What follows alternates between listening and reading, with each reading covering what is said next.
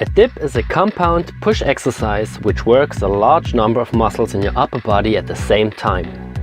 Dips are also a little bit controversial because they can affect your shoulders in a bad way if you don't adapt your body to it step by step.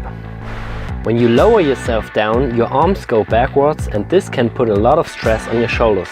But like many other exercises, it depends on how you execute it and prepare yourself for it. To execute it right, you should avoid these mistakes. Let's start with the correct starting position. Push your shoulder blades down to get the necessary tension. You should also take an eye on your elbow position. Extend your arms but don't overextend them. Avoid a resting position on your joint and keep the tension. The next mistake is any kind of half wrapping. When doing parallel bar dips, you want to achieve a minimum of 90 degrees of flexion in your elbows. Of course, you also can go deeper if your shoulder is mobile enough. But you should not force it, because if you lack in mobility and experience, it's possible that you injure yourself in the short or the long term. You should also take an eye on your spine movement. Some people lean their upper body forward and bend their spine when they go up and down. This will also decrease the range of motion in your shoulder joint. When we take a look on our elbows, we should avoid excessive out-flared elbows when we do them on parallel bars. The elbows point more backwards than outwards. The last mistake is any kind of kipping and swinging. Use strength for your dips, not momentum.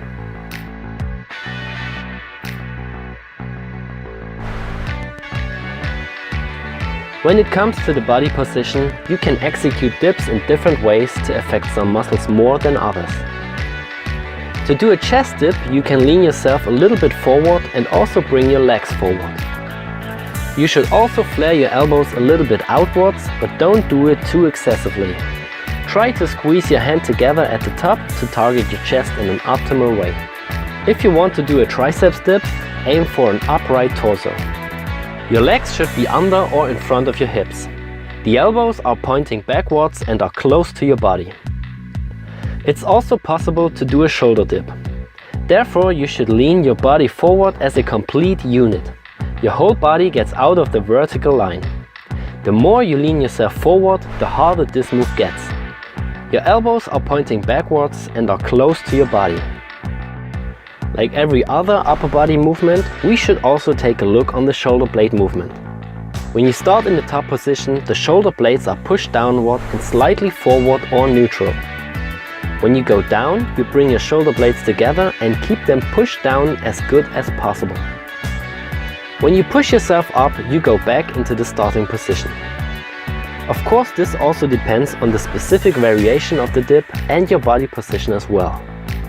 Until now we are only talking about parallel bar dips, but there are also other ways to do it. You can also do them on a single bar or on rings. When you do it on a single bar, you have to lean yourself and also bring your legs forward. In this case, you get into the right center of gravity for that movement. When we talk about rings, we are more flexible.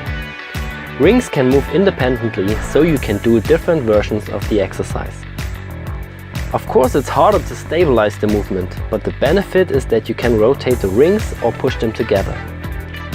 With this freedom, you can adapt the movement better to your goals. So for the most possibilities with dips, you should choose rings. But keep in mind that ring dips are harder than bar dips because you also have to stabilize the wobbly rings. That's great for your coordination and strength, but bad for your reps. It's also not the right tool to start with.